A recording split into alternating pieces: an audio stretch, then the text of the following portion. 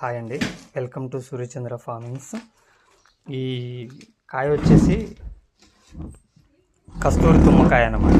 దీని యొక్క ప్రయోజనాలు ఏంటంటే జలుబుకి, దగ్గుకి పాతకాలంలో మన అమ్మమ్మలు, నాయనమ్మలు మనకి అప్పట్లో ఈ ట్యాబ్లెట్స్, ఇంగ్లీష్ ట్యాబ్లెట్స్ లేనప్పుడు వీటిని ఇచ్చేవాళ్ళు అన్నమాట. దీని యొక్క విత్తనాలు వచ్చేసి ఇలా ఉంటాయి అన్నమాట.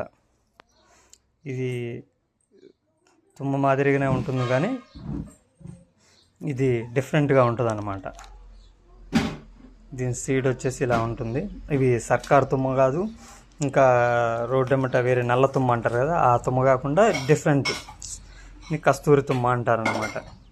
దీంట్లో మెడిసిన్ వాల్యూస్ ఎక్కువ ఉంటాయి కాబట్టి ఇవి చాలా అరుదుగా, ఈ ఒకప్పుడు నుండి కూడా ఇది అరుదైన చెట్లు అనమాట. చాలా తక్కువగా ఉంటాయి ఈ చెట్లు.